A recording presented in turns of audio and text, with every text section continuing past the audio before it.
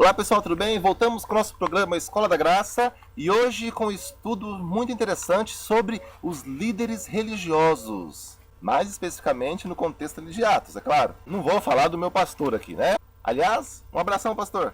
Acontece que após a descida do Espírito Santo, os discípulos começaram a pregar com força e com vontade. Eles começaram a pregar sobre o Cristo ressurrecto, o Cristo ressuscitado. E começaram a fazer maravilhas, e começaram a curar, começaram a expulsar demônios. Acontece que naquela época tinha um grupo chamado Saduceus. Este grupo, essa seita, não aceitavam a ressurreição. Eles não acreditavam que alguém podia ressuscitar dos mortos. E a mensagem do Cristo ressurreto vinha de encontro com a principal mensagem deles. Eles então chamaram a Pedro e a João e tentaram dissuadi-los a não mais pregar sobre Cristo. Olha só, não mais pregar sobre Cristo. E eles falaram: é impossível nós não pregarmos depois do que nós vimos e do que nós ouvimos. Está aí a importância de viver o Evangelho. Está aí a importância de ter um relacionamento íntimo com Cristo, porque quando você tem um relacionamento íntimo com Cristo, quando você vive o Evangelho, quando você ama Cristo de verdade, você não consegue deixar de falar. Se você não está falando de Cristo para as pessoas,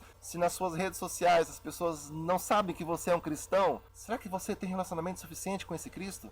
Porque quando você tem um relacionamento com Cristo, você não consegue deixar de falar. E foi isso que Pedro e João responderam para eles. Nós não podemos deixar de falar depois do que nós vimos e depois do que nós vivemos com ele. E o interessante em relação aos saduceus, que eram um dos líderes religiosos daquela época, é que apesar das evidências de que Pedro e João falavam mesmo de Deus, apesar de Pedro e João estar realmente curando, estarem realmente fazendo maravilhas, grandes sinais e prodígios em nome de Cristo, os saduceus não conseguiam entender a mensagem de Deus, porque eles se apegavam apenas à questão da ressurreição. Olha só, para eles era uma verdade absoluta, que ninguém poderia ressuscitar dos mortos. Acontece que nós temos que diferenciar. Uma coisa é a verdade absoluta e uma coisa é a visão que nós temos da verdade. A verdade não é algo ali paralisado, a verdade ela vem numa crescente. O Espírito Santo ainda está em atuação, então o Espírito Santo ele vai revelando as coisas para nós. Por exemplo, até a vinda de Cristo, qual era a verdade em relação à justiça?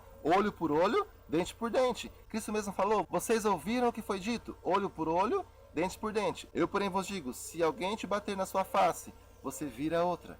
Esta era uma nova verdade, era uma nova compreensão sobre a verdade. Por isso que nós devemos estar abertos à atuação do Espírito Santo, para que o Espírito Santo nos ilumine e nos guie a toda a verdade. Ou você acha que você já tem toda a verdade? Você acha que você já sabe tudo sobre o Evangelho, tudo sobre Cristo? Você acha que você já sabe tudo? Até mesmo no céu nós iremos passar toda a eternidade e nós nunca saberemos tudo, porque tudo é o que está na mente de Deus. E óbvio que nós nunca atingiremos o nível da mente de Deus, óbvio. E mais uma vez aqui nós vemos um grupo de pessoas não aceitando a Cristo, não aceitando o Evangelho por causa do orgulho. Os saduceus não tiveram humildade suficiente para declarar: nós estávamos errados. Nós estávamos errados. Sim, é possível alguém ressuscitar dos mortos. Olha aí, Cristo ressuscitou. Mas não, o orgulho falou mais alto. O Evangelho de Cristo, a mensagem que Cristo deixou, a palavra de Deus é algo vivo, é algo que vem crescendo a cada dia. Isso é espetacular. Apesar de que a Bíblia tenha sido escrita milhares e milhares de anos atrás, ela continua viva, porque o Espírito Santo continua nos guiando a verdades fantásticas e nós não podemos ficar paralisados dentro de uma caixa, pegar somente aquilo que nós achamos que é verdade, sabe? Escolher algumas partes da verdade, pegar aquilo e nos abraçar aquilo e pronto. Não, nós devemos estar abertos à ação e ao ensino do Espírito Santo. Abertos à ação e ao ensino do Espírito Santo. Até amanhã com mais um estudo, e amanhã vamos estudar sobre alguém que esteve aberto ao Espírito Santo, inclusive foi o primeiro mártir, foi a primeira pessoa que deu a vida pelo Evangelho, deu a vida por esse Cristo maravilhoso. Até amanhã, um abraço, tchau, tchau.